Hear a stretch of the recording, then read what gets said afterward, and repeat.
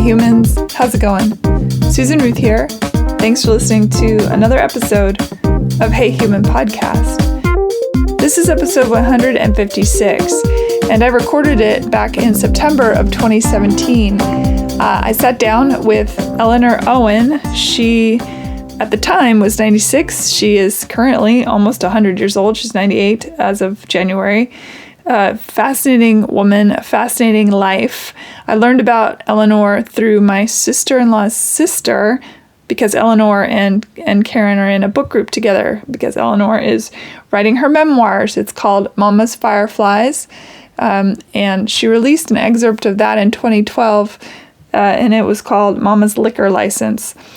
Eleanor's life has been extraordinary. She does use some language in this episode, and that when she's talking about how other people were talking to various people, I want to make sure that everybody listening understands that there's some language in this, and also there's a story that she tells about something that happened on the farm.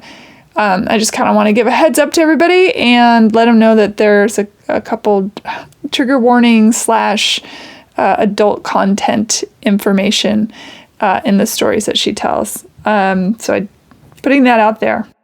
Eleanor has a cat that was pretty vocal during this conversation. I did my best to get the mews and meows out, but there are a couple places where the cat was intertwined with the conversation. So be patient. I did my best. There is some cat action. Okay. Eleanor was born in 1921. She's an American journalist, a playwright, university professor, costume designer, theater actress, and a mental health professional. She has won honors and awards for her advocacy work on behalf of families and individuals with mental illness. In 1978, think about that, 1978, mental health and mental illness was not something people talked about. But in 1978, she founded the Washington Advocates for the Mentally Ill. And the following year in Wisconsin, she co-founded the National Alliance for the Mentally Ill. This is a huge public initiative in the United States. It's the organization encompasses over 1,200 affiliates. So that's insanely cool. Offices can also be found in Puerto Rico and the Virgin Islands and Canada. In other words, she has been a badass for a really long time. You know, it was interesting, my episode that I put out, 108 with Pat Hodge, she also was, at the time of the recording, 96, and she's 97 and a half at this point. And that was an incredible story. Pat was the daughter of sharecroppers. And again, episode 108, I encourage you to hear that story too, because Pat's life is extraordinary. And as is Eleanor's life. I find it really important to talk to people who are of a certain age, who have seen this country in its morphing, and who remember well enough to tell stories and talk about it. So I really appreciate that Eleanor. She had me over for lunch. She had made me this beautiful lunch, and we had some wine and talked about her life and the things she's done and her family and her upbringing. We zig and zag here and there, but you know, that's conversation for you, and I really enjoyed it. Yeah, so excited for you to hear this episode. Usual stuff. Of course, I'll put links on the links page on heyhumanpodcast.com for you to find out more about Eleanor and just some of the things we talked about. Social media, you know by now probably, Susan Ruthism for my personal stuff, and Hey Human Podcast for Hey Humans stuff. SusanRuth.com if you want to know more about me in general. And if you want to email me, please do so, susan@heyhumanpodcast.com. I would love to hear from you. Please rate and review Hey Human on iTunes. It's hugely important and helpful. And for those of you that have already rated and reviewed the show, thank you so much for that. And the Amazon portal, another thing, if you shop Amazon, if you go through the heyhumanpodcast.com website, there's an Amazon portal. Click on that and do your shopping on Amazon like you normally would, and it helps support Hey Human. So I appreciate that as well. All right. I am on the road right now, so I'd love to tell you what's coming up next week, but I have no idea. So you will find out when I find out, pretty much. Oh, for those of you in Seattle, on May 19th, I'll be performing improv at the Pocket Theater, which is in Seattle. So please come to that. The show's at 7 p.m. Tickets are online. You can find information at susanruth.com. Do it and come up and say hello and say, hey, I listen to Hey Human, and that will be very cool. All right. That's all I got. I hope you enjoy the show, and here we go. There, I'm ready. Okay. Hi, Eleanor. Hi. Thanks for Susan, how are you? I'm doing very well. Thank you. Thank you for being on Hey Human. And especially thank you for the delightful lunch. This is fantastic. I love showing off. Well, that's wonderful. So I was introduced to you. Here we are in Seattle in your kitchen. And I was introduced to you through a mutual friend, Kathy, and Karen. I guess Karen, technically. And who are family to me. And you're in a writing group with Karen? Is that correct? Right. Yeah. Right. So Karen said, oh my gosh, you have to speak with Eleanor. She has so many incredible stories. And I was very excited. And why does she have all these stories? Well, and how old are you? Because she's very old, right? How old are you? She's going on 97. It's amazing. And pretty much more kick-ass than some 70-year-olds I know, so good on you. And at some point you're going to have to ask me, so how do I do it? How do you do it? You keep your teeth. Yeah. Good flossing. Nice. Right. Yeah. Well, and you get the right genes. Yeah, genes help. And are you 100% Italian? Am I 100% Italian? I am. Both parents. What part? And I have my father came from around Naples. Okay. My mother came from around Rome, from Chieti, and I grew up in Brooklyn during Prohibition and the Great Depression. My father was a classic manic depressive. We had a still, he bootlegged, he made lots of money doing all sorts of quasi-legal things. Oh my goodness. Yeah, no, it's true. It's really true. Were you aware of how many children? My mother had 9 children in 13 years. And you were? And I was the eldest girl. Oh my gosh. Yeah. Okay. So I didn't realize it at the time, but I was a surrogate mother. My siblings still tell me, and I have 3 younger siblings. One is 92, one is 93, one is 94. Roughly a year and a half. Your mother was a very busy woman. Oh, she was. And she was a remarkable woman. She truly, and this was her basic philosophy. She pretended nothing. Never pretended anything.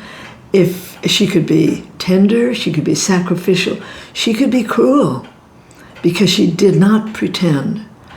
And even though it was a chaotic childhood, very chaotic, because my father was a classic manic depressive, and so we went from having maids and chauffeurs and fancy cars to nothing, practically. That she to me, the reason I started writing Mama's Fireflies really was to celebrate this woman who ran away from home when she was 7. Her mother had lied to her, and she left her mother's house, went to live with her grandmother, never stepped foot in her mother's house until we, her 7 children, put her on a Mediterranean sailing ship and said, we're not stepping into your house anymore until you go home and make peace with your mother. Her mother said she was going out to buy embroidery thread. And this was 2 years after my mother's father had died. My mother's father died when she was 5. And when she was 7, her mother said she was going out to buy embroidery thread. She had a small embroidery shop. And my mother followed her and saw her meeting this man in the park, and they were laughing. They were laughing, and my mother would say, and I saw her walking with him with her hand over that shoemaker's arm.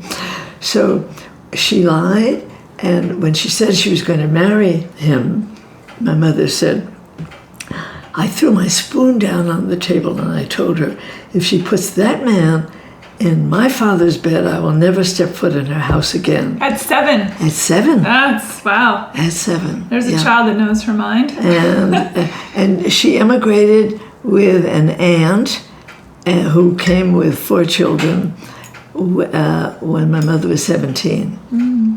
And my mother really was a feminist who didn't know the word.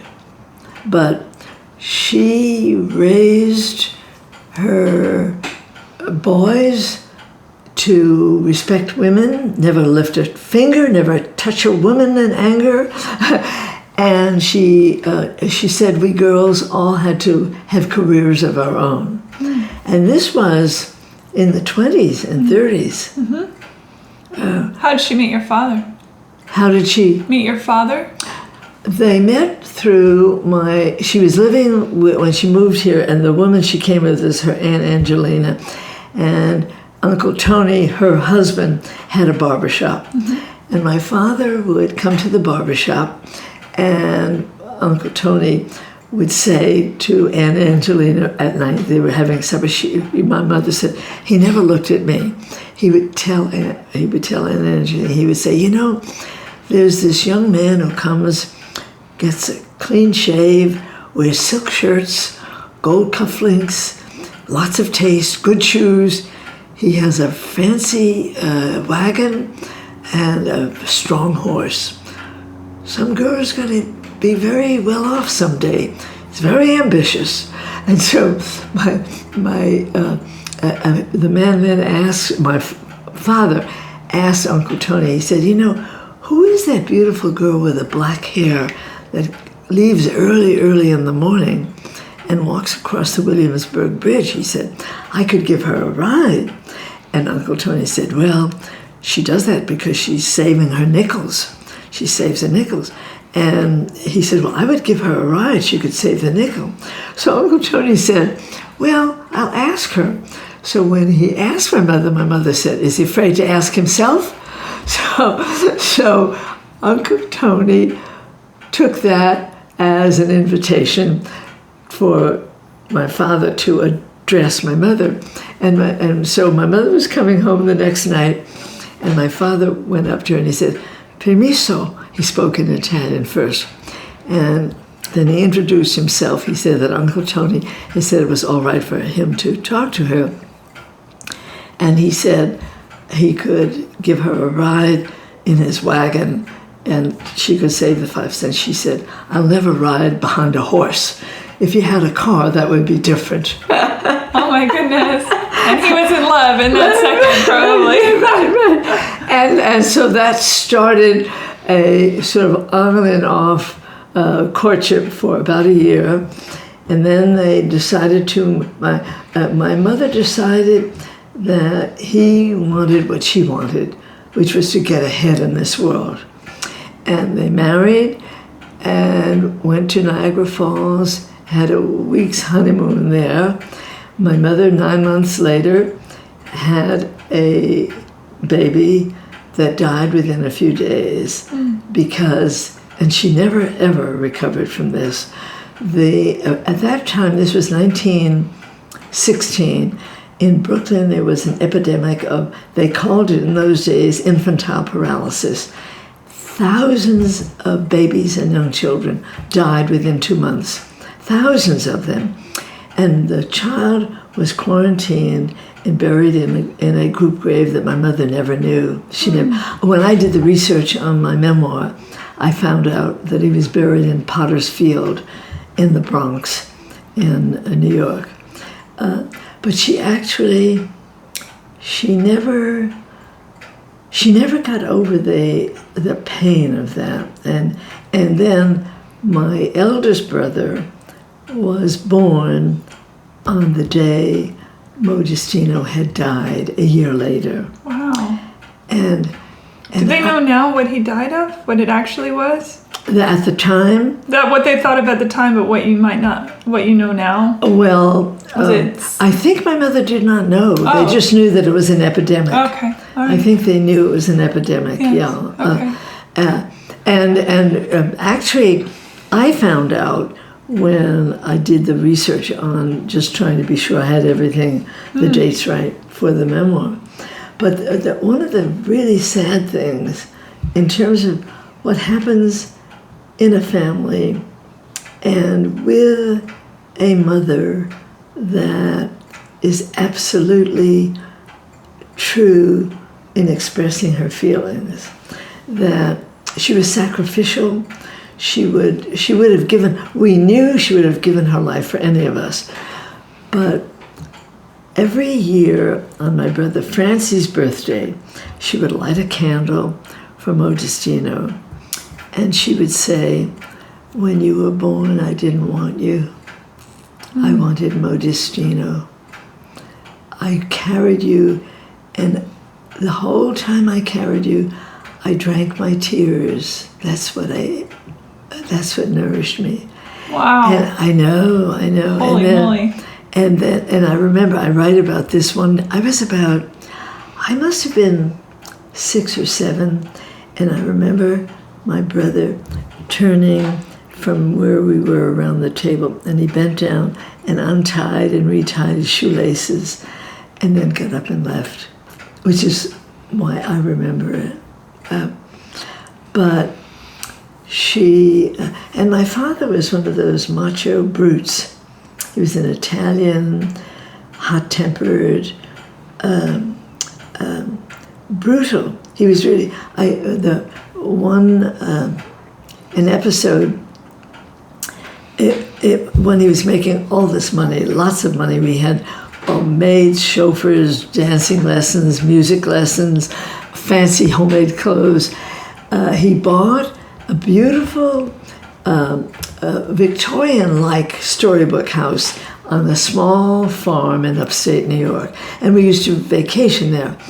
And this one, and this was very early on, I would say maybe 1928, maybe about that era.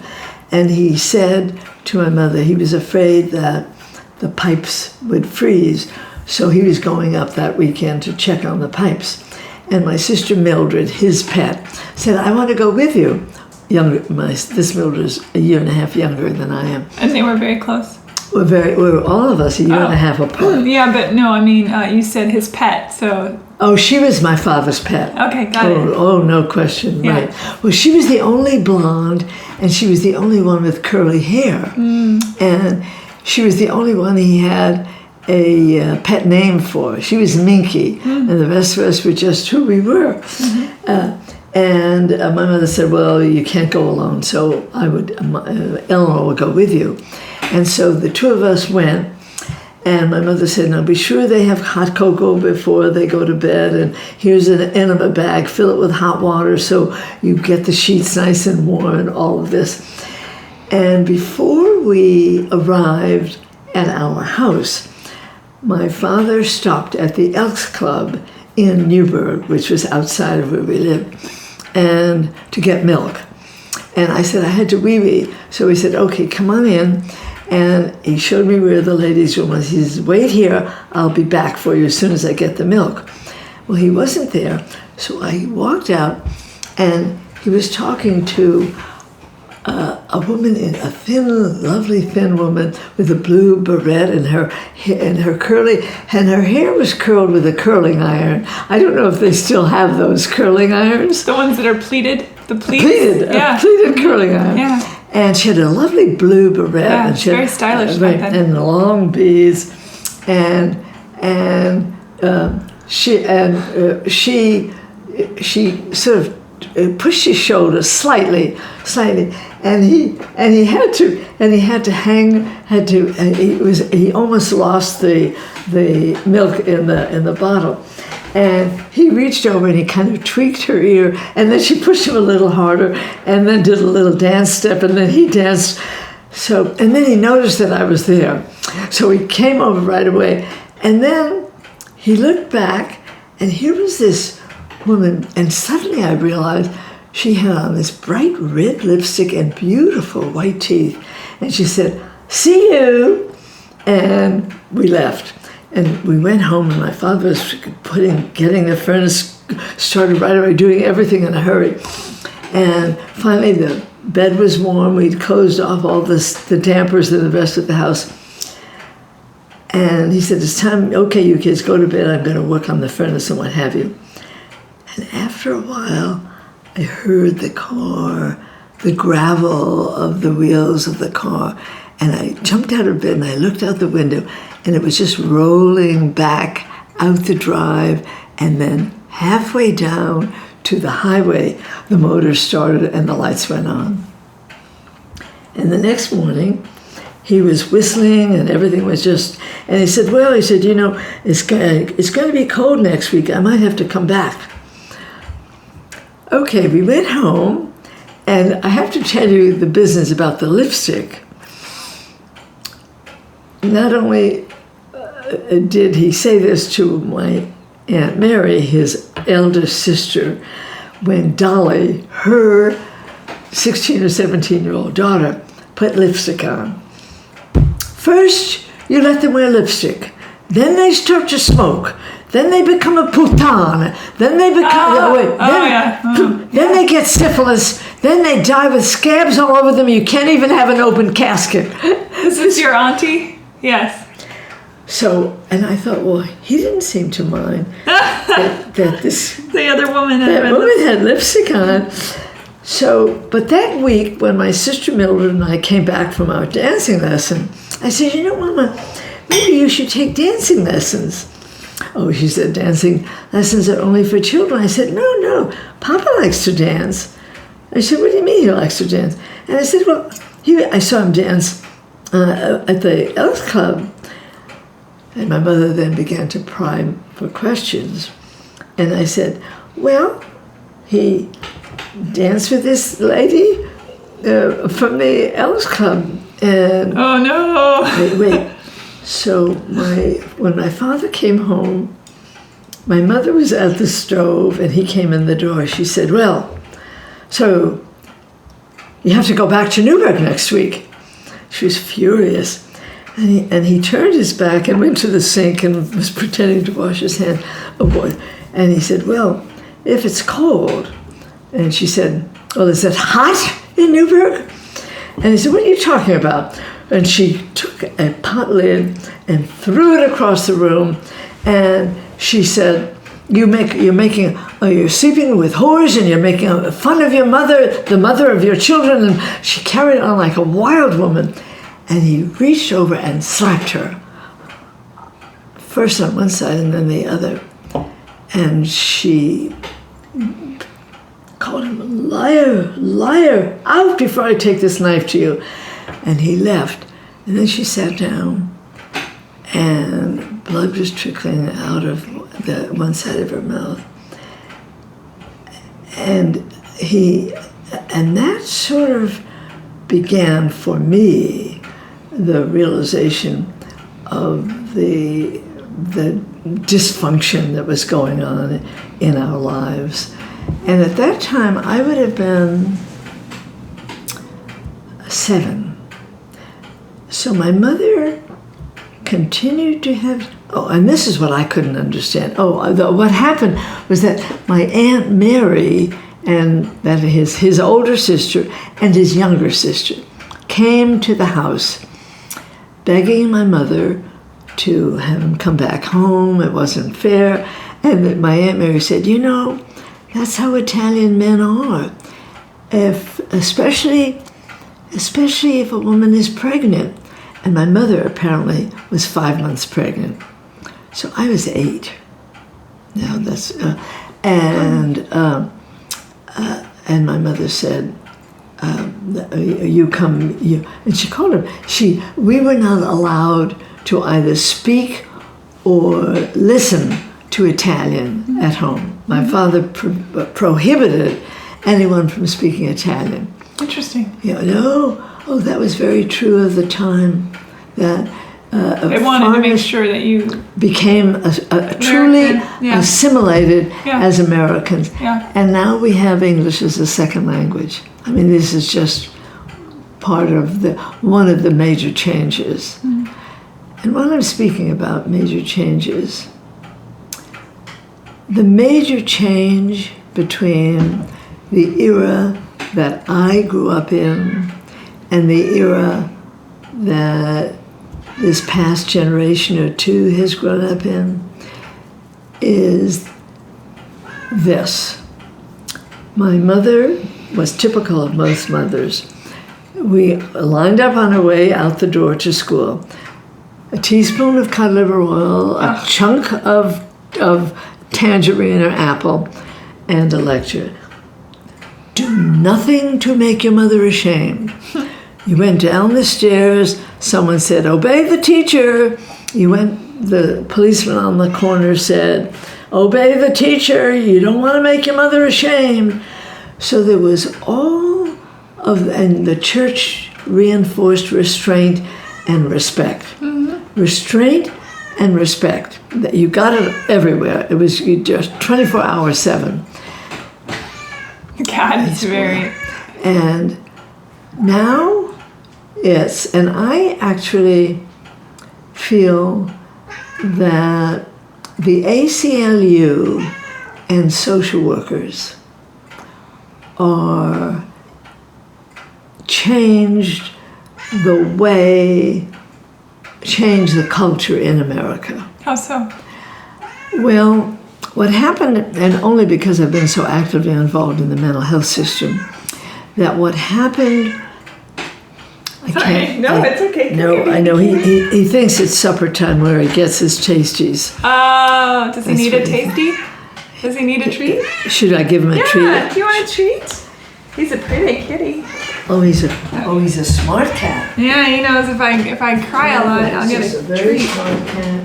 The reason I say ACLU, now, I also have to preface this by saying, you're talking to an old lady that marched in New York City on behalf of unions, mm-hmm. and even on behalf of socialists. Mm-hmm. And I feel what happened in the 1960s with a new awareness of civil rights. There was a new awareness. May have been beneficial to some people, but actually created a horrible situation for people with bona fide mental illness. What we really and truly did in the 1960s, we closed down those horrible hospitals. They were they were asylums. Now, we need to remember, and you have to keep this in perspective, no medications. We did not have medications. So, of course, people were put in restraints. Mm-hmm. And they were shocked? And electric convulsive therapy. Yes. They were... they were in dozens and dozens naked in rooms. They were not only unkempt, hosed down, yes. It was horrible. Horrific, yeah. But how else could you care for them? There was no other way. That is how, when a person, many people, we forget this, many people, when they are floridly psychotic, are wild. They will hit, they will bite, they kill. Yeah, kill. They think, well, so we forget that. We forget that is a factor in the illness. Social workers pretend that's not true. That's because of what I'm going to tell you. When truly psychotic individuals, say all of these recent murders of these guys, young kids that have gone into the school, their parents have begged for help.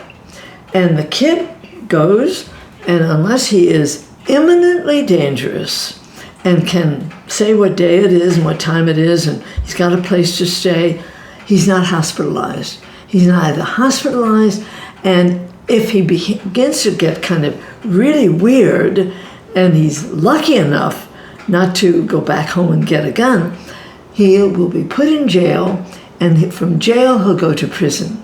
That's how we take care of the most severely ill. And it's unacceptable. This is unacceptable. I agree with you. But it doesn't matter.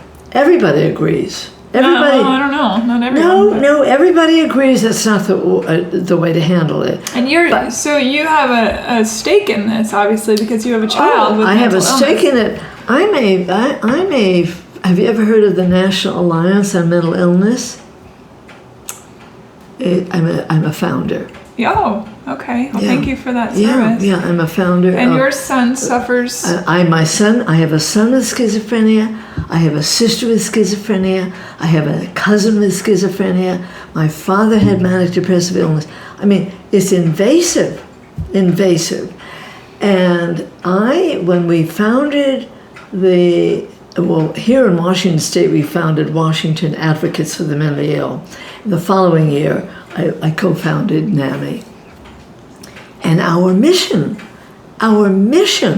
was to decriminalize people with mental illness. That was in 1979. Wow. 1979. And what has happened in the interim, we now are closing wards on state hospitals and funding cell blocks in prisons for this population. I think Ken Burns needs to do a true documentary on what really has happened. And this is what really has happened. I'm going to give you an example. I am a co-founder of the Downtown Emergency Service Center, the largest homeless shelters here in Seattle, currently in the nation. We have more mentally ill people, second only to New York City, homeless people in Seattle. You should ask me why. Because it's a very opulent, wealthy place, is my assumption. And homelessness is a thriving business. Sure. When we started DESC, that's the Downtown Emergency, we started it with $90, 90. The net assets of that organization today are over 63 million. Wow. Most people, and when we started it, there was only one other mission that sheltered homeless people. Now there are over 100 agencies that are thriving. United States wide? No, in Seattle. Oh my goodness! Just in Seattle. Wow. No, we are the second only to New York. And the housing development and all of this, they're getting filthy rich on it. On homelessness. I now, and I can say Who are the they? Who are the they that are getting the filthy rich? Well, they are the people who are operating these for-profit. For-profit. Not most of them are non-for-profit. I mean, this is one of those fantasies. There's no such thing as a non-profit. Well, wait. So you're saying that these agencies that are in place to help the homeless are actually not helping them? No. What? Okay. Oh, they are. Oh, no. Oh, okay. Oh, no. I wasn't sure because you have a... Well, they are because it's a big business. Yeah. And we fund it, and they thrive. Okay. And are you saying that as a causation or just as a matter of fact? I think it's I think that most people would be shocked to know that it's a thriving business. So is prisons. That's right. By the way. Right. See, I think most people think that we should add more supported housing. Well, and this is part of, again, the difference between a generation born at the turn of the century and those born today. I truly believe that if a person is able to work, if they're able to get up in the morning, put on their makeup, go out and do this and go get their Social Security check, I think they have to give something back. We forget that most young couples now are both having to work to pay for their mortgage, to save money for their kids, and to provide for someone who could be providing something for himself. I personally feel that, yes, if you really if you really need help, we as a nation, as a village, have an obligation to help you. But if you, and here again, I'm going to say that even you and I, let's just say we spent 10 years on drugs or alcohol or mental illness, and we're finally stable, and we're now in a program, and we're getting our Social Security check, we're getting a little apartment with support, etc. So why should I go to work for $7 an hour at taco time? Even you and I would pause. Maybe. It's a complicated issue. It is. And it really, I think, comes down to the individual more than, as it always does. And some of them have no business doing it. They're able-bodied and they could go work, but they don't want to. But there are truly people who are. Oh, no question. Yeah. Oh, it's such a complicated issue, and it's. Well, no, we make it complicated because and this is, and that's why ACLU complicates it even further. That is, if they pretend, because clearly they know better, they pretend that this person who has lost the capacity to reason has the ability to make a rational decision. Now that's true craziness. Yeah, right. And so when, and it's not, we've got excellent laws in place. Yes. We really do. But see, my opinion is that it's all the money that is culled to help. If it were implemented in drug rehabilitation and mental health, things would be 1,000 times better. Well, it does go there, but it goes there, and it goes there for a very choice selection of people. What the mental health agencies do, and people say, well, they get money. Are you saying they're not doing anything? Well, they're getting $200,000 a year. Of course they should do something. I'm expecting them to do something. But nobody graduates. And here again, there are no villains. There are even these agencies, because their income now is dependent upon that Medicaid person coming to that service. Sure, it is. Yeah, right. It's stealing from Peter to pay Paul. That's it. Yeah. There are places in Nashville where they have a lot of homeless programs where they give them and they educate them and help them, teaching them a trade. Or, for example, there's a guy who teaches homeless how to be sous chefs and work their way up, and then helps find them employment in restaurants and gets them off their feet and gives them a trade and a career. We even do it here in Seattle, yeah. But it's minuscule. I mean, it's just nothing. There's like 12 people versus...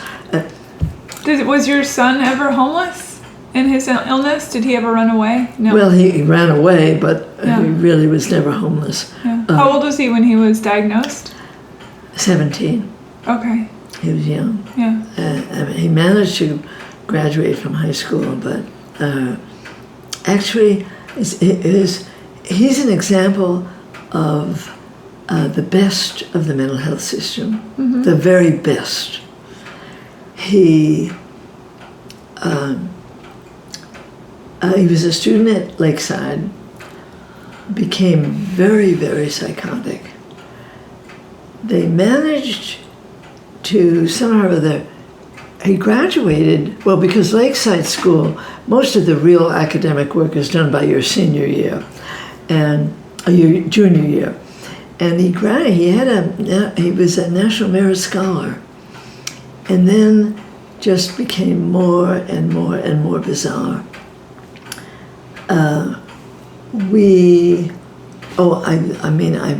I flew to New Orleans one time to pick him up. I flew to California one time to pick him up. He managed at any rate, but he was at Western State Hospital, which everyone thought was horrible. Saved his life. Saved his life. I can only say that the bad-mouthing of state psychiatric hospitals is part of the problem.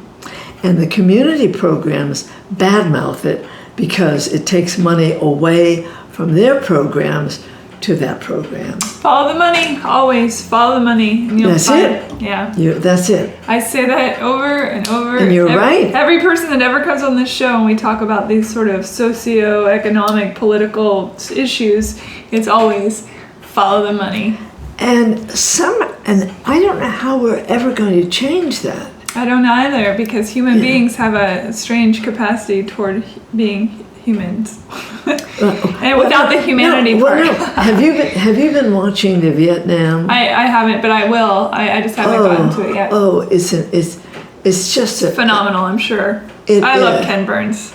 Oh, it's a phenomenal piece of work in that what he has done, he's chosen people who were actively involved in the war, the Vietnamese, the Viet Cong, the Americans, the officers, the guys in the trenches, and he appears old, Vietnamese. He said, if you're fighting in the war, talking about winning or losing, nobody wins. Everybody loses. Mm-hmm. Only the people who don't go to war talk about, is it a just war?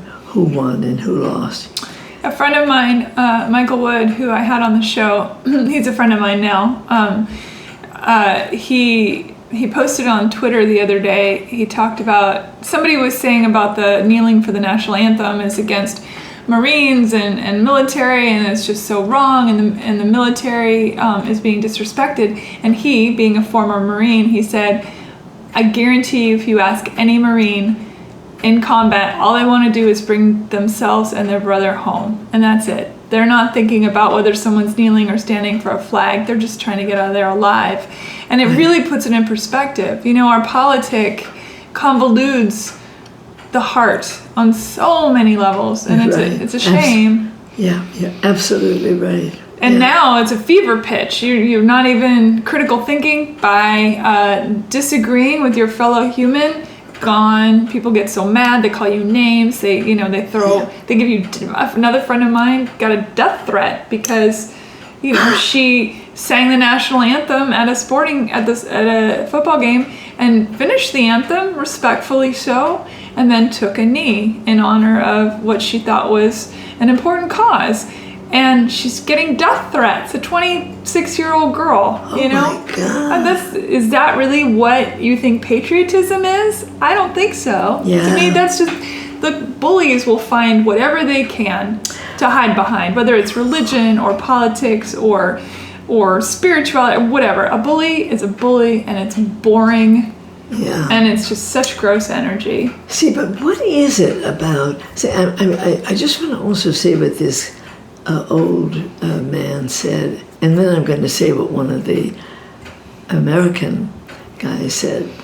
He said, what happens is when you get in a war and you kill your first man, one of them said, it's an adrenaline rush unlike you've ever had. That's what happens. And he said, it makes savages out of boys. We send these 19-year-old kids in there, and they get that. Well, they're trained to have that. They're trained to not look at the enemy as a human, but rather an object. It's very specific, very well thought out training. I think that if you can make something an enemy, you can kill it. And so the real task is, how do you how do you dilute the notion that another human being who is desperate to save his family or what have you is an enemy? How do we do that? See, because I think that regardless of what you're saying they said, I think that these kids he'll get you or you get him. Right. Well, that's why the PTSD, right, and then these guys and women come home and the suicide rate is off the charts. Oh. Because suddenly these machines are brought back and asked to become humans again. That's right. And then how do they find their humanity in a place where, let's be honest, the United States is not great at appreciating and respecting their military once they return, once they've done their duty. We have VA stuff, yes, but I mean, it's not enough. It's not enough for what these folks have gone through on behalf of their country, and they come home and they're marginalized also. So we really love marginalizing folks, don't we, human beings? Well, but I think, Susan, I think it's very important to, there are groups of people who claim victimhood when if you do your own homework, it's sort of like when I was very actively involved in changing certain laws in this country, I became very much aware that all the stuff you read about that piece of legislation, unless you read it yourself, yes, you would realize that's really not what that's about. Yes. Well, most people don't really want to do the work, do they? They'd rather complain and not look at what something actually is. So how? Gosh, this is becoming quite a bummer, I'm sure, but it's. I mean, it's the truth. Yeah. But how do we? I mean, I'm really very concerned. Well, I'm not really concerned because I think human beings are resourceful. They are. And we can pull together like nobody's business when we want to. We have a capacity for when we have greatness. To. It's usually when we have to. Yes, there are moments though when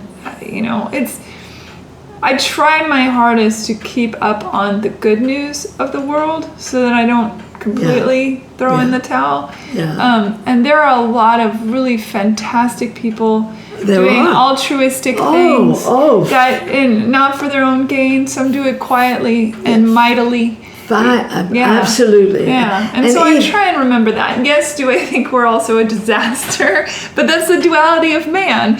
We are a disaster and we are beautiful. We are all these things. But how do we have a dialogue about that? See, we don't really... We have podcasts and radio shows, and we listen. We allow space. I think these days it's so much easier to, just believe something somebody tells you and then regurgitate it without doing That's what I'm talking about. Yeah. You can't do that. Well, but it's not healthy to do that, for sure. Well, and we all do it. I agree. Absolutely, I agree. But for me... the space is everything. I have had a lot of conversations with people that I don't agree with at all. But I don't yell at them. I don't scream at them. I certainly don't threaten to kill them. I don't believe a human being has the right to hurt another. I don't like bullies. I'm a big fan of the underdog. But I also believe that unless I know what somebody who thinks completely opposite of me thinks, I'm not putting my money where my mouth is, I believe in the space in between. That is where the growth happens. Mm-hmm. Right. So if I do it, maybe someone else will do it. I don't do it all the time. I try my hardest to. Yeah. I find myself putting my hand over my mouth in conversation to keep myself from saying something when I'm feeling extraordinarily excitable. I'll just I'll listen with my this is literally, I'll put my hand over my mouth so that I will be forced to listen to someone until they're done saying what they have to say, so that my excitability about the topic, whether I'm for or against, won't get in the way. Yeah. Because that just makes me a jerk. Yeah. You know? No, that's quite wonderful. Yeah. Well, it is what it is. It's a practice that I have been doing for, because I was a classic. At 20, everyone knows everything. Oh. You know what I mean? Yeah. Well, I don't know. When I think of my life, and I think if you think of your life, do you think that you thought at 20? I didn't either. No, I don't think so. Not really. I thought I did not begin to even know myself. Nope. Until I had my kids, actually. Were you a strong sense of self child?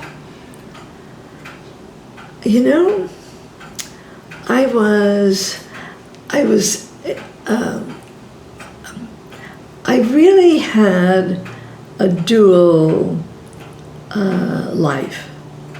I did everything I had to do,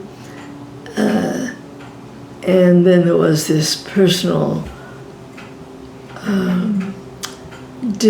and I actually, as a child, I did disassociate in panic situations. I was over there as well as over here. So I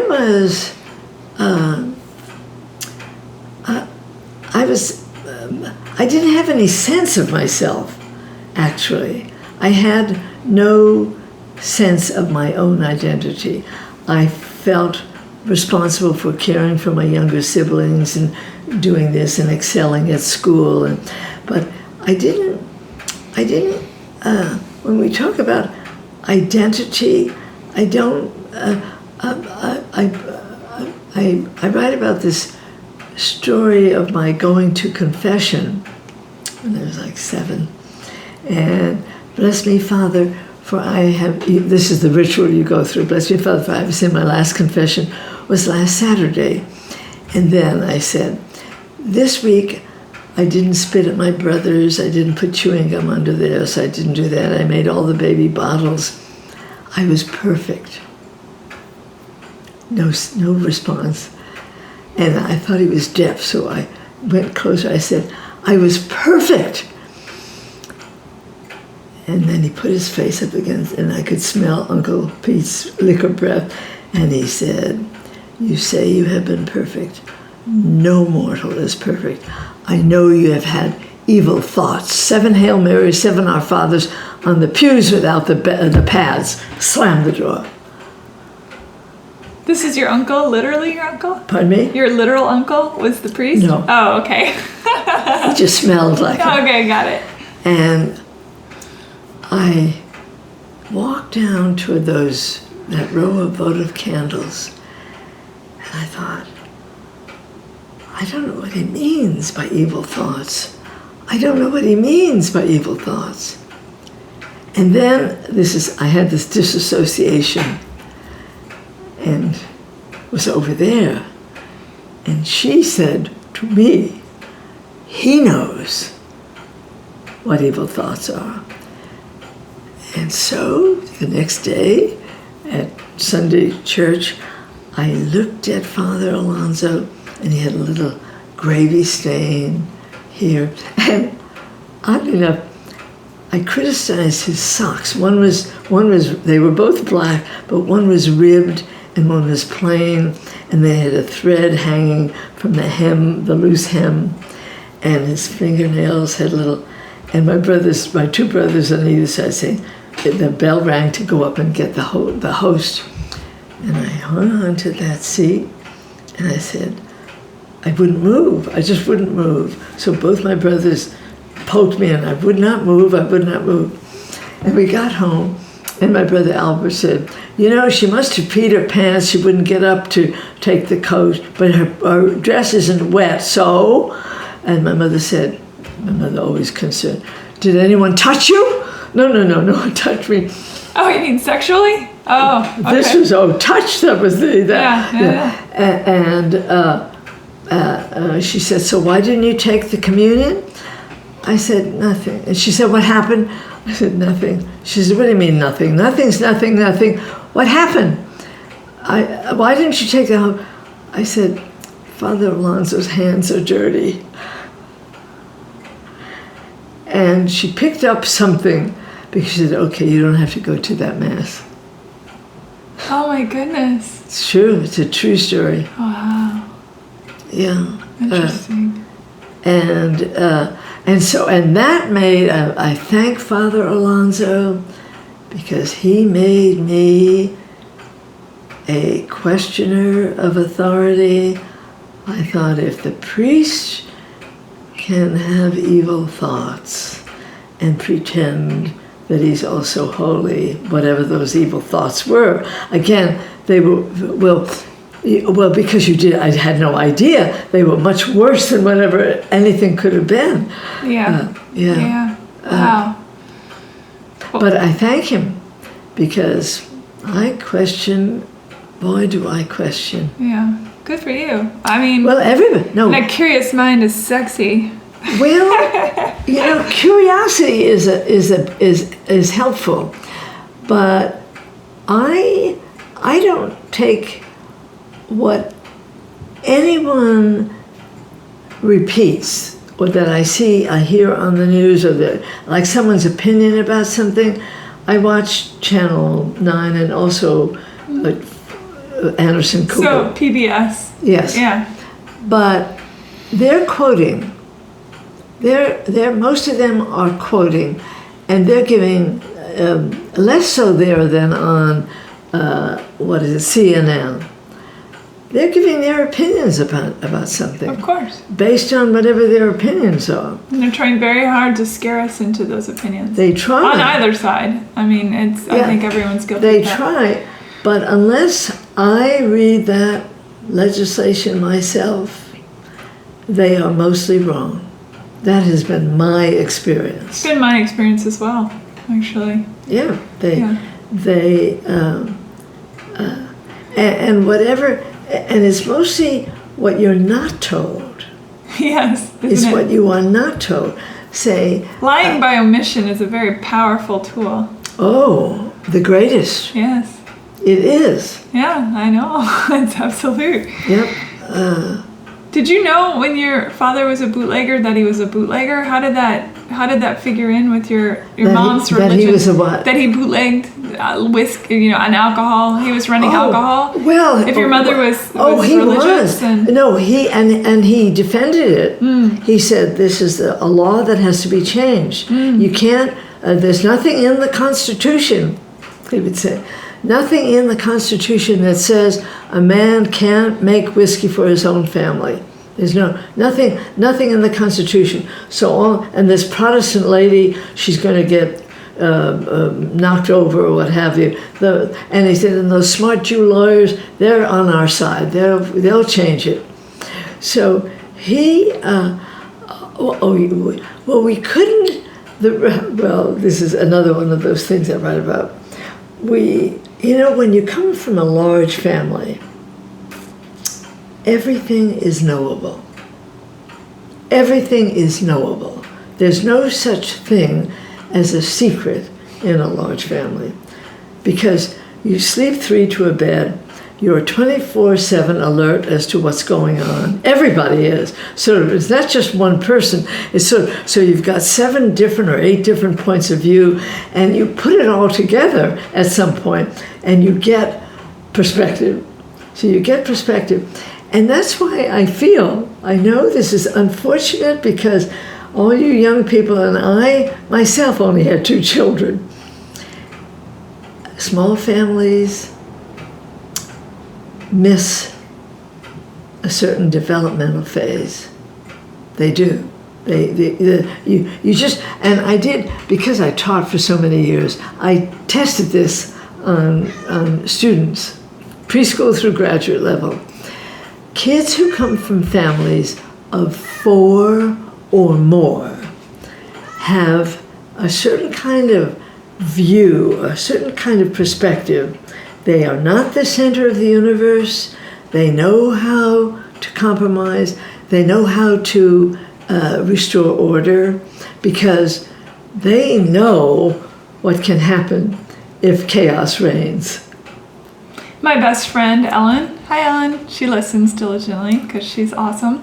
She's from a family with 5 children. Perfect. Oh, you're so lucky to know her. I because my brothers are so much older than I. You might as well have maybe an only child at a certain age, you know. So, but I've said this a million times, but I so enjoy going to holidays at Ellen's house because it's crazy and it's the best. It really is. It's so much fun. And I envy that upbringing because I see how close the siblings are, and I see how they get extraordinarily angry with each other but love each other more fiercely than anything. Exactly. And they have each other's back. The loyalty within that family is extraordinary. It is. Yeah. And really and truly, you don't even know you're developing that. You have no idea. You have no...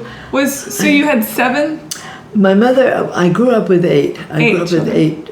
But the first one died. The first one died and the last one died. Oh, yeah, sorry. The last one died, yeah. And I think actually I had taken all the kids swimming, and we had to cross railroad tracks, and my youngest brother was killed on my watch. Oh my God. How do you deal with that? Oh. You don't, I guess. You don't do it. Stays with you forever. Stays with you forever. Did that alter how your mother's in your relationship, given how she was with she blamed it's not me. your fault. No, no. It's really a very telling moment in my memoir. 2 men from the railroad company came to the house, and my mother invited them in, and they offered her $11,000 to compensate. My mother flew into a wild rage, threw them out of the house. You're trying to give me money for my baby's life? Out, out, out! She was screaming at them, and then they left, and she turned to me and she said, and if you had obeyed me and you had watched him, they never would have come. You killed my... It was... That's awful. Well, it was awful. But it was true. You know? And her statement, her motto, truth is always in the room. She never goes away. Amen to that. Yep. Yeah. And that was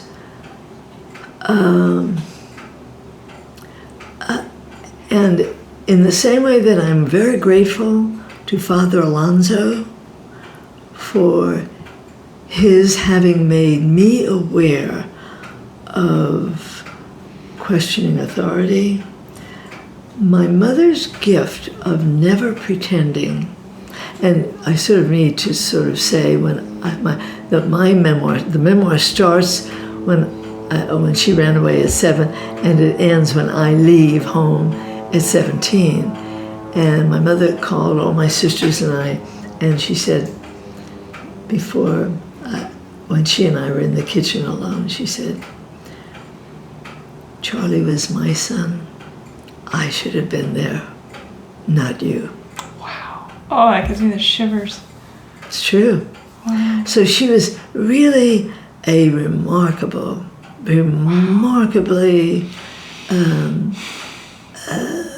she was just a profoundly honest person.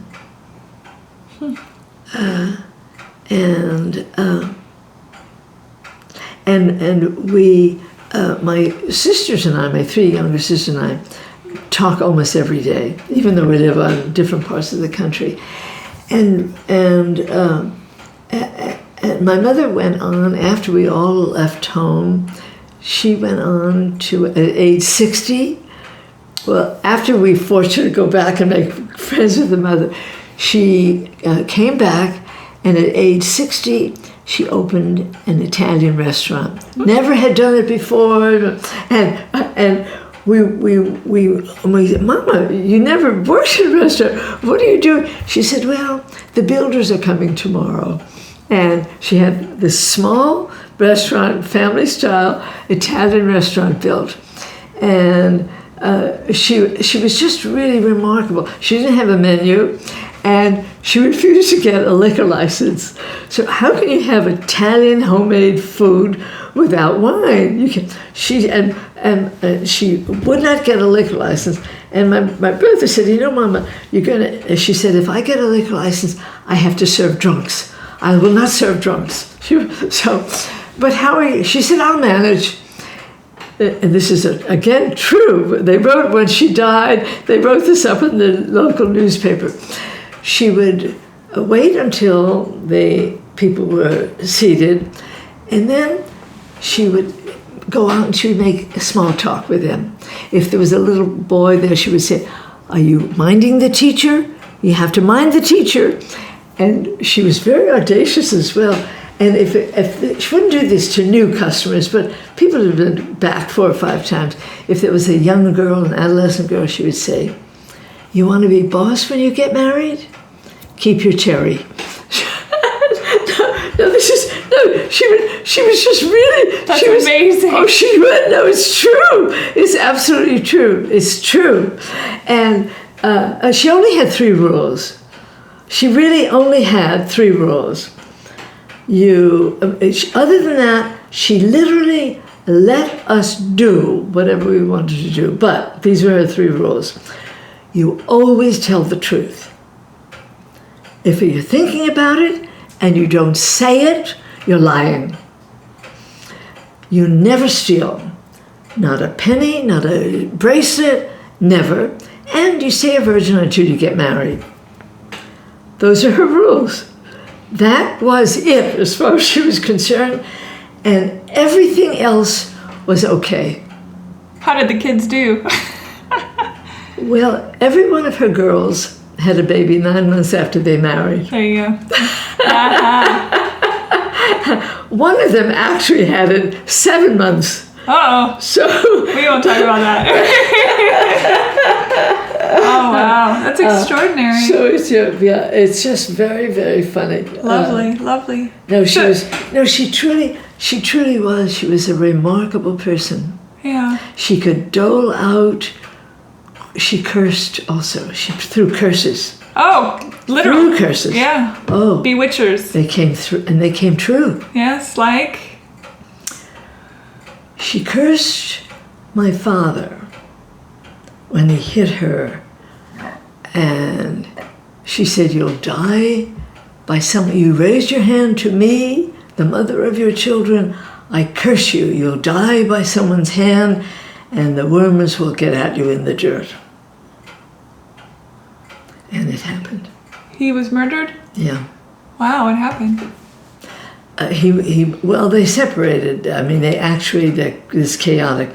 They separated. When I was about 15, they separated, and he moved to Florida, and he had a terrible temper. Yeah. And was and also a horrible tongue. You dirty, lazy nigger bastard. Whoa. Oh, easily. That was nothing. Yikes. Yeah. And he had gotten into a fight with one of his employees, and I'm sure must have said horrible things. The employee came back and fired him. The employee came back the next day and said he knew where he could buy a whole load of empty crates for a bargain. He was in the fruit and wholesale business.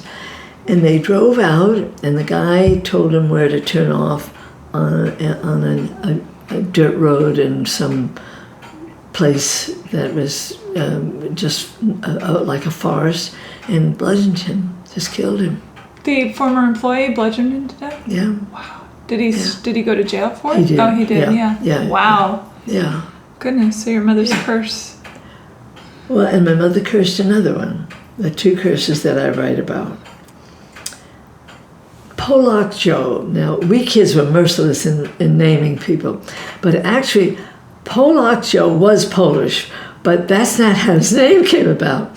He worked in the barn. He was a temporary employee, a hobo, and he locked the barn for fear that the calf would escape.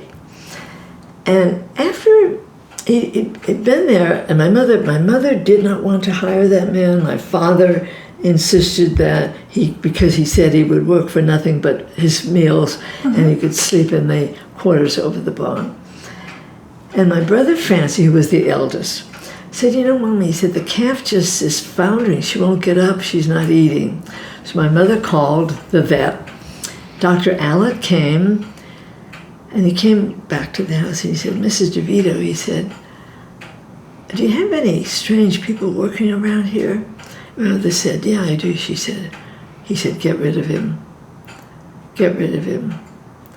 And we kids, and then he moved my mother aside, and we kids picked up, wrecked him, torn apart, whatever. He was raping the calf. Raping the calf. Yeah. Raping the calf. My mother, that was the worst I ever saw her. She took a broom and she started to whack the black screen door, ripped it open, tore her dress. And my father was working in the city.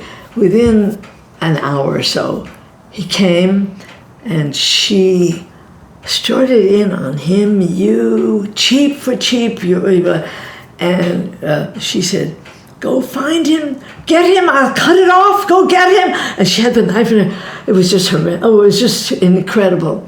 And she said, I curse him. I curse him. He's going to be found in the dirt with it cut off.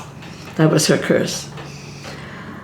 About 2 months later, and we never saw him again. That night, we never saw him.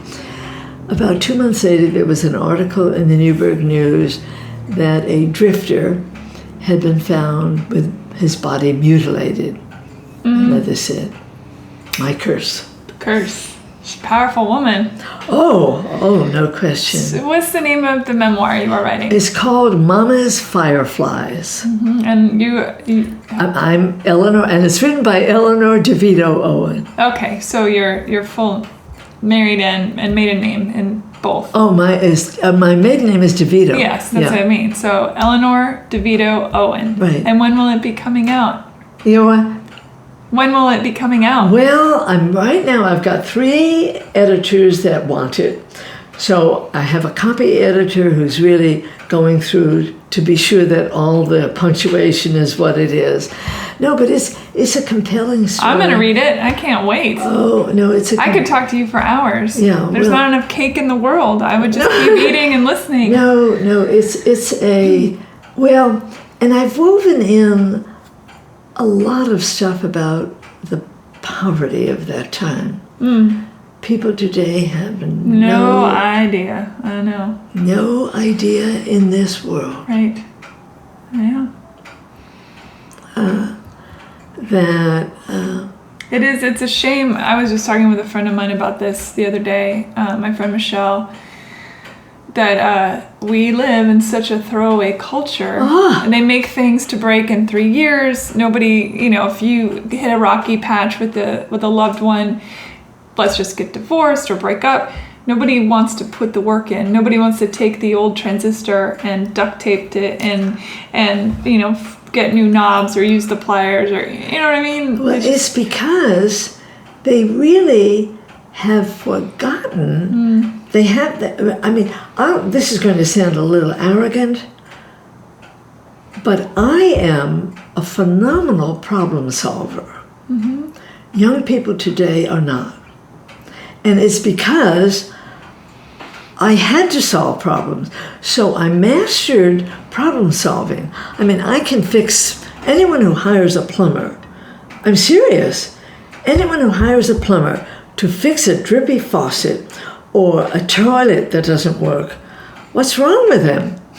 No, I'm serious when I say that. I believe you. Yeah, I can't write a Wagnerian opera, but really anything that an ordinary human being can do, I can do. Yeah. And I do. Yeah. You want to see some lovely stained glass windows that I made? Yeah, I'd love to. Are they the ones that are in the window? Yes, the windows beautiful. in. Well, no, I didn't do these. I didn't do these, but I did those that are in the pantry. That I'll look have to like look, this. yeah. They're easy, but here again, it's easy. Yeah. I mean, it's just an ordinary. You have to know how to measure. You have to take time. But anyone who hires a painter, I mean, if you might hire a painter because you don't have the time or what Yes. have you. That's different. Yes. But not to know how to paint. Right. Inexcusable. That's a difference. Yeah. No, oh, it's inexcusable. What was your impetus to sit down and say, you know what, I'm 96, I'm going to write a memoir? Was there a moment where you thought, oh yeah, I've actually, the memoir has been 10 years. Oh my goodness. Okay. It's been 10 years. I started it shortly after my husband died. And I think what happened is that my grief was so profound that I linked it with what I felt when I was 15. That it was that linkage of my grief that just got so many images rolling that I just started writing it. And I thought that, and also the rise of a very, the feminist movement, which, when I think of my mother as a feminist, she did not want power. What she wanted was truth. Feminists are seeking power that I feel they project on what they perceive men to have. I happen not to believe that. I think men have angled their way into power, positions of power, but I've never known a man that could not be undone by a woman. Amen. Ever.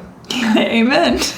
So this grasping for power seems, well, I don't like it. I mean, I just feel I find it,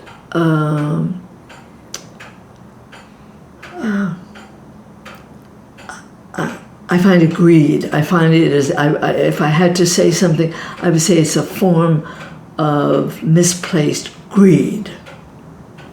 Mm-hmm. I would argue as well, misplaced anger. Oh, yeah. And truly, yeah. and I consider myself a feminist, but not.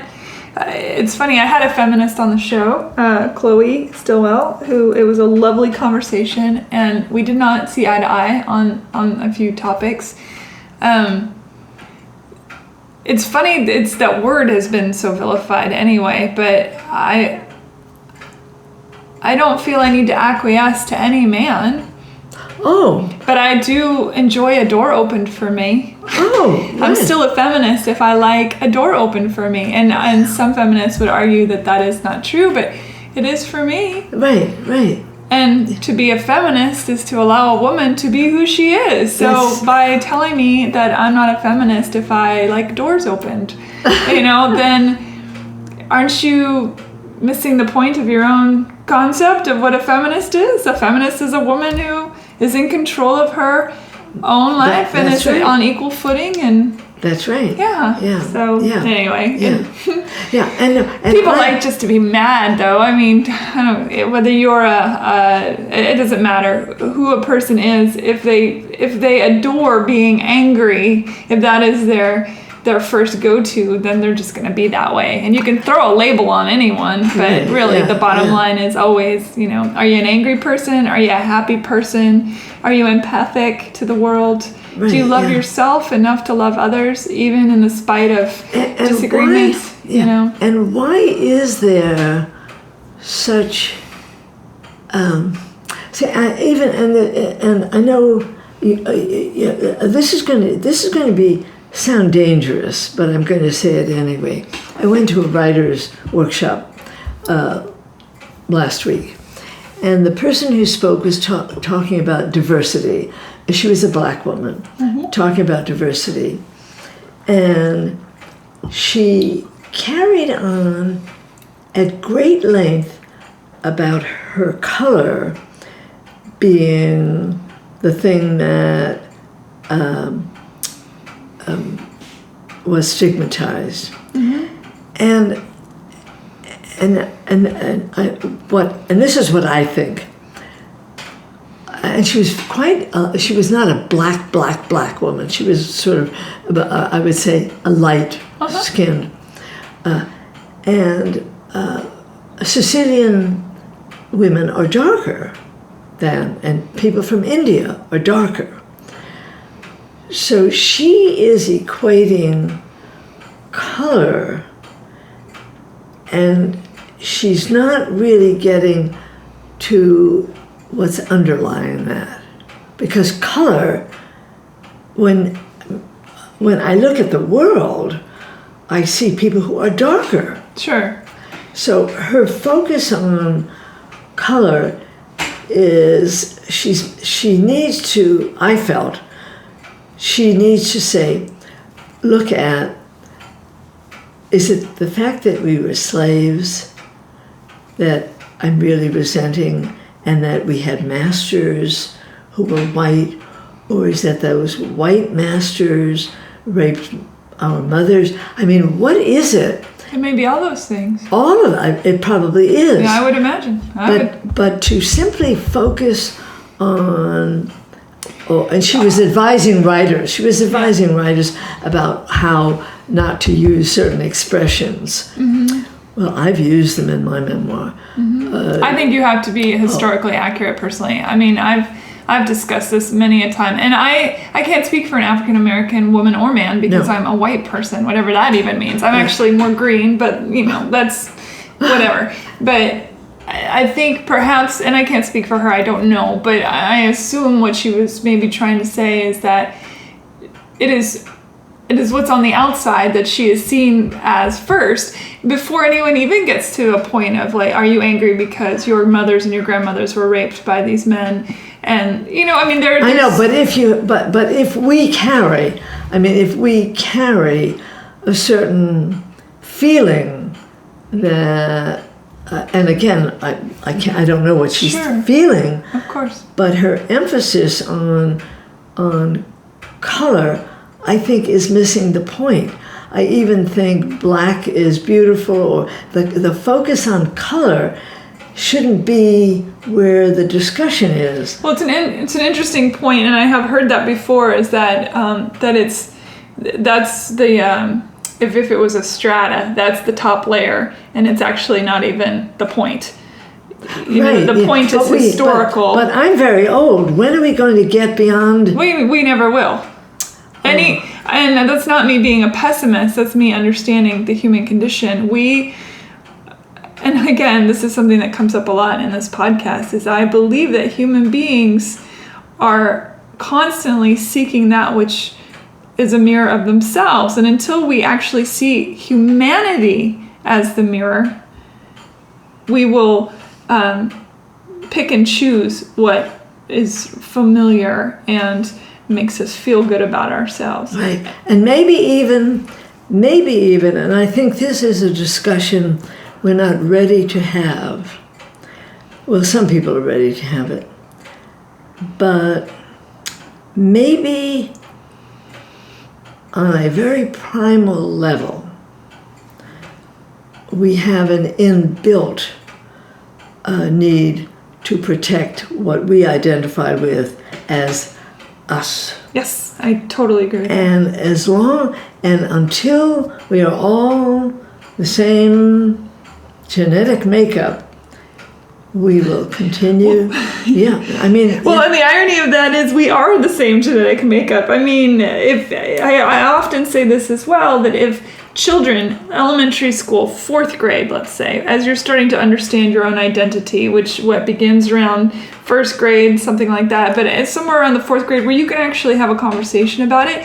If they gave all children a genetic test so we could see and then talk about it in class, like, this is your continents and these are, and that we were all actually truly a mishmash of so many things. Maybe that would change the conversation, but to that end, I think it might change that conversation, but it wouldn't change the fact that then in the schoolyard, little Billy would point at little Susie and say, "Oh my gosh, your toenail is so long. You're weird. I hate you," and then throw a rock. That's just the way people are. Can I tell you something that actually happened with my own kids?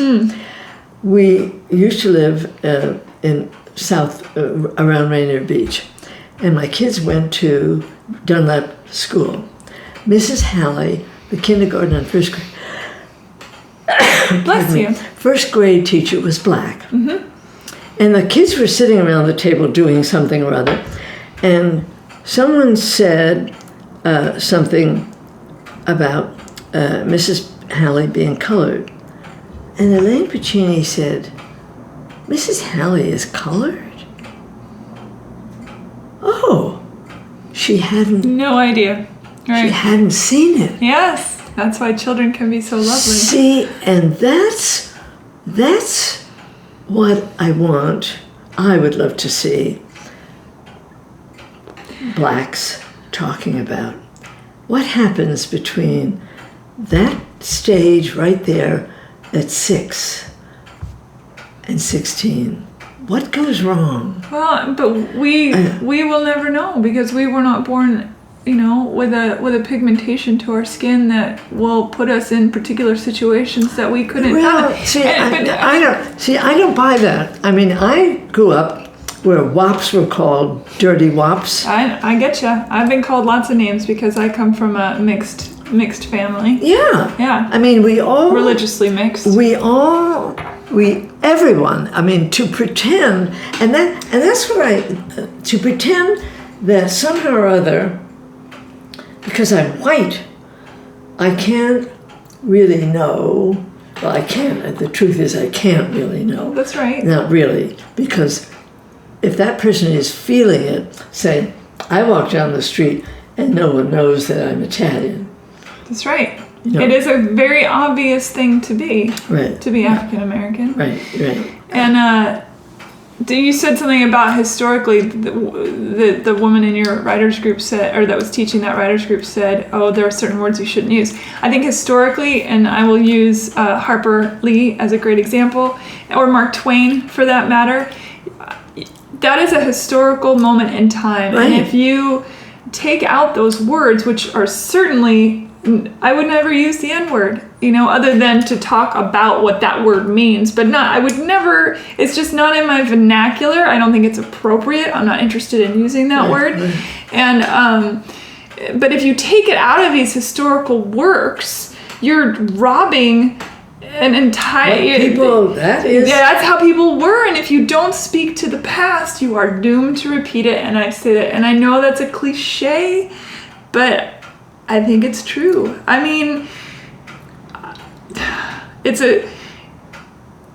I can't speak for somebody who isn't me. It's the only person I can speak for, right? So I look at you, and you could be my family, and I'm not Italian. There's no Italian. I did my DNA workup. There's no Italian in there. Oh. There's Russian, there's Polish, there's Swiss, there's German, there's a tiny bit Asian, which would explain my eyebrows. What is that? What is this? Asian. My eyebrows. I think they're very hard to pluck. and 2.7% Neanderthal.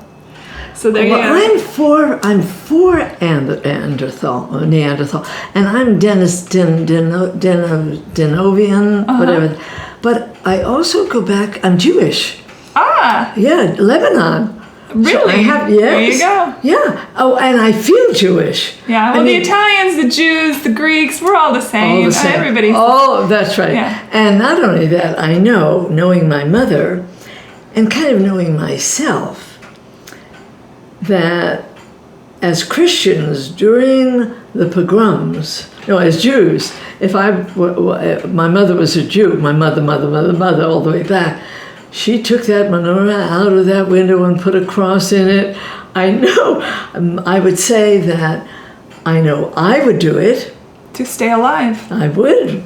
Here I've got 3 or 4 kids or whatever the average family was at that time. Yeah, I would do it. Yeah, because... I know I would do it. Yeah. Yeah. And I don't think God would turn his or her nose down at that either. I think that's again, human condition to point at what is different and somehow vilify it. Yeah. Okay, but you went back and you found Asian. See, I did the National Geographic. Did you do that I did 23andMe. Okay, so mine was not as detailed. Mine was very detailed, yeah. Really? Yeah, it was fascinating. And how much did you pay? At the time, this was probably 5 years ago. I believe it was a Christmassy time. It was $99. Oh, I paid $129. Yeah, I think they've gone up. Yeah. But turn us inside out, and somebody would hate the color of our blue vein versus our red vein. It's just humans. And you say, I hope there'll be a time when that isn't the case. I do too. I really do. I do. But until then, all I can do is sit across from people at kitchen tables and look at them and say, I'm you and you're me. And even if we don't agree on stuff, we are of the same. Well, my husband is born and raised in Dallas. A racist. Your husband was a racist? Oh, a racist. Really? Right. But highly educated, and this was his reason. He said, well, I look at all of civilization and I try to see what group of people have made the greatest contributions to mankind. He said the Jews. So German Jews are really the top of the heap. And just out of curiosity, is your husband Jewish? Pardon me? And just out of curiosity, was your husband Jewish? No. Oh, okay. No, I was wondering because that no. Okay. Actually, no. And he would go about, that was his intellectualizing, and that blacks have not, according to blacks, have not made contributions to benefit mankind. See, I don't agree with that at all. But well, I know. I'm only telling you. Yeah. He had all of his life. I knew he had only 3 friends in his entire life. An Asian guy, a Jewish guy, a black guy. Isn't that interesting? I interviewed Grand Dragon in the KKK for this podcast. Episode 30. Grand Dragon, the KKK, Richard Nichols, and we sat down and talked.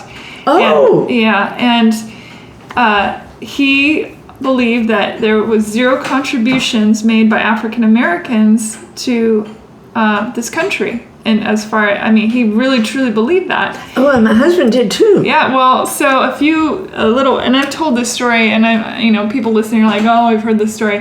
But a few weeks after the interview, he reached out to me. He emailed me a list of African American inventors, and he said, is this real? You can't trust anything on the internet kind of thing.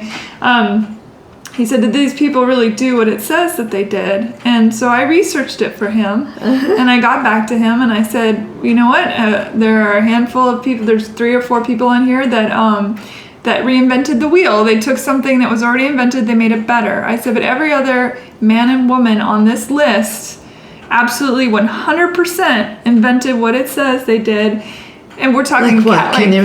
Like cataract lasers for the eyes. Like a woman developed that. The very first stoplight was invented by an African American. There's it's a whole list. It's all sorts of medical stuff and sciencey things and whatever. So so here's the thing. So I wrote it back. I said, here's the deal. And yes, all these other African Americans invented these things. And this is who they are, and this is why they did it, and what their lives were like, which inspired the invention, and yada yada, and sent it back to him. And this man wrote me back and just said, "That's so cool." Oh, how nice. Oh, that's really nice. So you don't know what you know until you know. Yeah. You know? Yeah, right. You don't know what you know until you know. And here again, say, I have no idea about any other ethnic groups and I know when I went to Greece, I had an aha experience. No, I went to Turkey. It was Turkey. And as you went through, it was wonderful. And I thought, Eleanor, here you are, well-educated, well-read, but you believed that somehow or other everything started with the Greeks and the Romans. I did. I know. I mean, it's just one of those crazy aha experiences that we don't know what we don't know. That's right. Right. The other thing that I find fascinating about racism or bigotry or anti whatever, insert religion you hate here, whatever, is that especially when it comes to people who do believe in religion and the Bible as truth, is that if you are opening a book that begins with just a couple people begetting everyone, then how can you not understand then that we are all brothers and sisters? You know what I mean? Oh, I know. It's illogical. No, there's no logic. No, there's no logic to it. Yeah. I mean, to me, there is no logic to this. Hate for and hate's sake. I have to say, my mother was the only person, and I write about Henry Brown. And none of us can remember when Henry Brown came to work for us on the farm. Tall, thin, old black guy, dark. And he showed up at the back door one day, and my recollection is he just wanted to know. He said, I can pick, I can pack, I can milk, you could use me around here. And my mother said, well, I don't have enough money to pay you on a regular basis. And they both stood looking at each other. And then he said, you look like a mighty fair woman.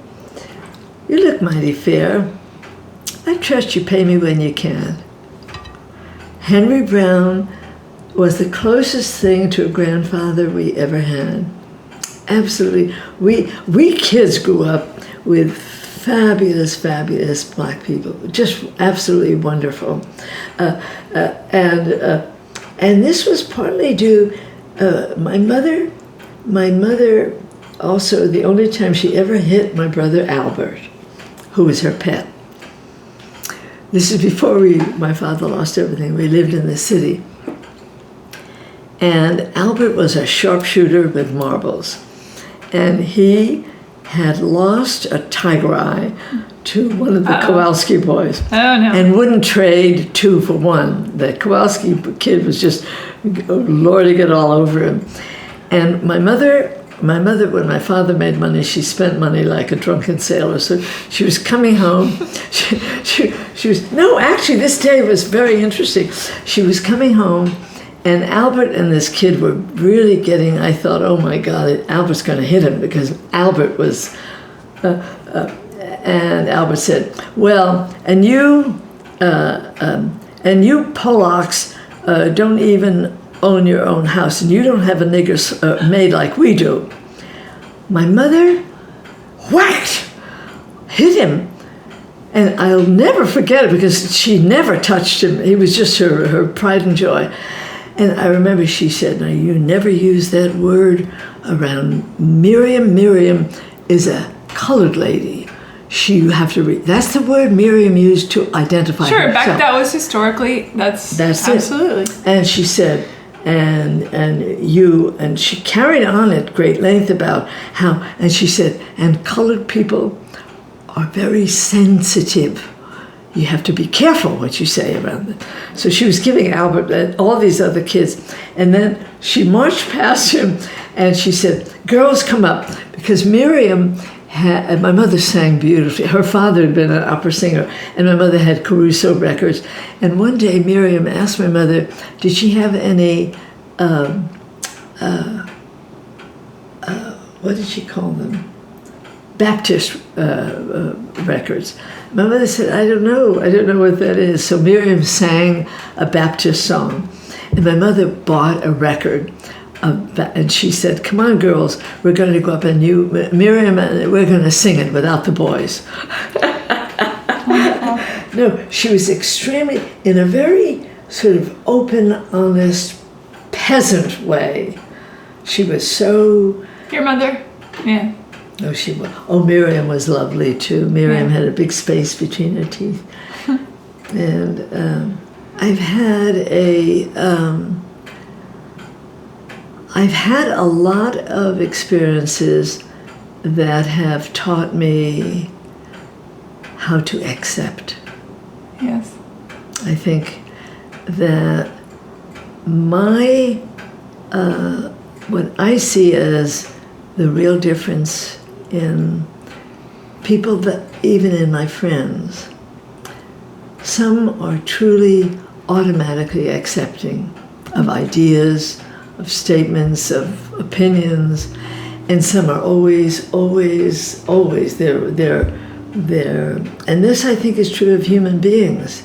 Some are always guarded, and sometimes it's kind of a in psychological terms, I'd call it defiant, obstructive. Yes. Yeah. I agree. And I think that if people could just examine, what do I accept? And be honest about it. And ask themselves why they don't accept what they don't accept. Yeah, I agree with you. Yeah. Totally. Eleanor, you are fantastic. No, I'm just an old lady. You'll get there. No, you will. I mean, eventually. Oh, you will. I'm working on it one day at a time. That's right. Yeah, no. Thank you, Eleanor. Thank you. And the book will come out in... Well, when the book will come out, I'll let you know. Yes, please do. So you can let everybody know. Yes, absolutely. Right, and it's called, one more time? It's called Mama's Fireflies. Okay. And it's written by Eleanor Owen. Growing up in a chaotic Italian immigrant family during Prohibition and the Great Depression, and whatever you think could have happened in that family happened. Yes, wonderful. Thank you. Bye, everybody. Thank you. Hey, thanks for listening. Rate and review Hey Human on iTunes. Thanks so much.